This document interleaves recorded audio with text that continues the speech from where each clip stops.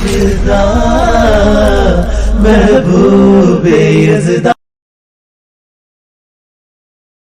رب العالمين والصلاة والسلام على سيد الرسل وخاتم الأنبياء والمرسلين، خصوصا على خلفاء الراشدين الهادين المهديين، ولعنة الله على أعدائهم من الكافرين الرافضين المنافقين المرتدين إلى يوم الدين. أما بعد، فأعوذ بالله من الشيطان الرجيم. بسم الله الرحمن الرحيم. قال الله تعالى في القرآن المجيد والفرقان الحميد: في صحف مكرمة مرفوعة مطهرة بأيدي سفرة كرام بررة. قال النبي صلى الله عليه وسلم: اللهم اجعله معاوية هاديا مهديا. صدق الله العظيم. میرا انتہائی واجب القدر علماء کرام، اساتذہ کرام اور میرے ہم مکتب ساتھیوں، السلام علیکم ورحمۃ اللہ وبرکاتہ.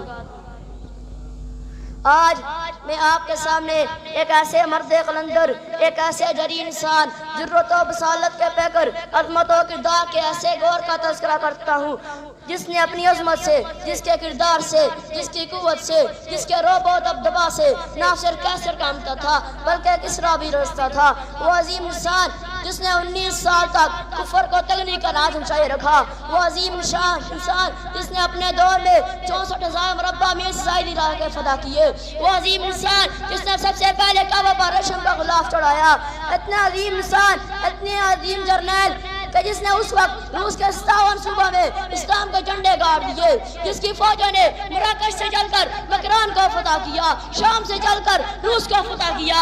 افغانستان فتح کرنے کے بعد ایشیا کے دروازے پر محمد عربی صلی اللہ علیہ وسلم کا دین حق کی صدائیں لگائی، جس نے کفر کی بنیادوں کو ہلا دیا، جس نے کیسر و کسرا کے محل گرا دیے، جس نے یورپ کا دروازہ توڑ کر فرانس کے ساحل پر دین حق کی صدائیں لگائی، جس نے سمندر کے سینے کو چیرا، جس نے بحر و بر کو مسخر کر دیا، جس نے یہودیوں کی جڑیں کاٹی، جس نے عیسائیت کے اوپر خچے اڑا دیے.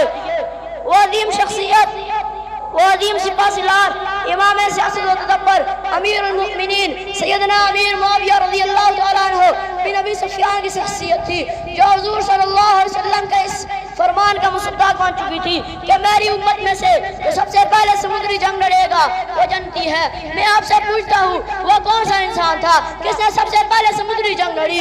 کس کی فوجیں بحر اوقیانوس میں اتری تھی؟ کس نے سمندر کے سینے کو چیرا تھا؟ کس نے یورپ کا دروازہ توڑا تھا؟ کون فرانس کے ساحل پر پہنچا تھا؟ کس نے روٹی کا جزیرہ فتح کیا تھا؟ کس نے کیساریا کے محلات گرائے تھے؟ انگریز مورخ کہتا ہے کہ امیر معاویہ کے کاری جب سمندر میں اترے تو نیروبی کے جزیرے پر انقلاب آیا، انڈونیشیا کے دروازے پر انقلاب آیا.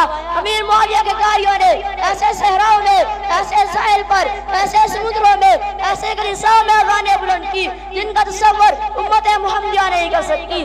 معزز سامعین، بعض نادان لوگ حضرت امیر معاویہ رضی اللہ تعالیٰ عنہ اور حضرت علی رضی اللہ تعالیٰ عنہ کے درمیان اختلاف کو آڑ بنا کر حضرت امیر معاویہ کے اسلام کے لیے گران قدر خدمات کو اسے پوچھ ڈالتے ہیں. میں آپ سے پوچھتا ہوں، کیا حضور صلی اللہ علیہ وسلم نے حضرت امیر معاویہ کے لیے دعا نہیں کی تھی؟ اللہم اجعلہ معاویہ ہادیا مہدیا.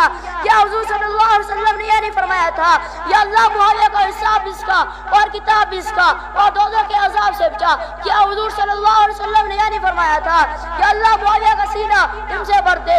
کیا حضور صلی اللہ علیہ وسلم نے یہ نہیں فرمایا تھا احلم من امتی معاویہ؟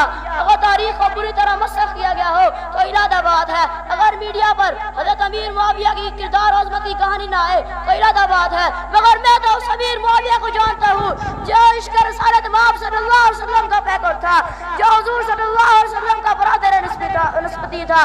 حضرت امیر معاویہ صرف عظیم جرنیل نہیں تھے بلکہ آپ کی ذاتی گرامی کو کاتب وحی ہونے کا شرط کیا اثر ہے.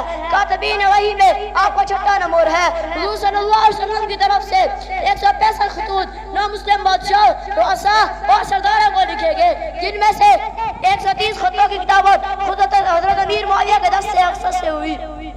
آؤ دیکھتے ہیں قرآن کیا فرماتا ہے. فی صحف مکرمہ، قرآن کے صفحے وہ پاکیزہ ہے، مرفوعۃ مطہرہ، وہ بڑی عظمت والے ہیں، بأیدی سفرہ، جن ہاتھوں نے لکھا وہ بھی بڑے عظمت والے ہیں. ارے مجھے بتائی دو صحیح، اگر کسی کا دکان کے منشی پر اگر کسی کا اعتبار نہ ہو تو وہ ایک دن بھی زبان پر نہیں ٹھہر سکتا، مگر یہ تو حضور صلی اللہ علیہ وسلم کا پرسنل سیکرٹری تھا، یہ تو حضور صلی اللہ علیہ وسلم کے خطوط کا رائٹر تھا، اس نے قرآن بھی لکھا اور مصطفیٰ کا فرمان بھی لکھا۔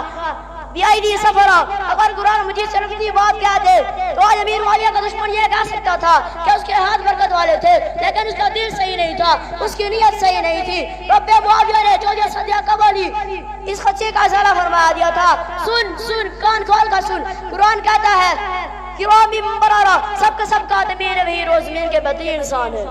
اسلام کی یوں سالہ تاریخ میں قرآن کے عربی زبان میں 180 سے زائد تفسیریں لکھی گئی۔ سب مفسرین کا اس بات پر اتفاق ہے کہ قرآن کی یہ آیات کاتبین وحی کی شان میں ہے۔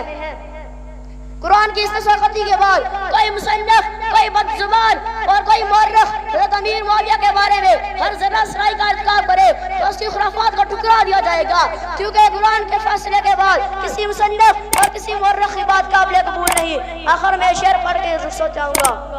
اے امیر شوق تیری جاہ و منزلت کی قسم، اے امیر شوق تیری جاہ و منزلت کی قسم، تیرے نام کا ڈنکا میں بجھا کے چھوڑوں گا، تیرے نام سے یہ جلتی ہے کافر و زندیق، تیرے نام سے یہ جلتے ہیں کافر و زندیق، انہیں خدا کے غضب سے میں ڈرا کے چھوڑوں گا۔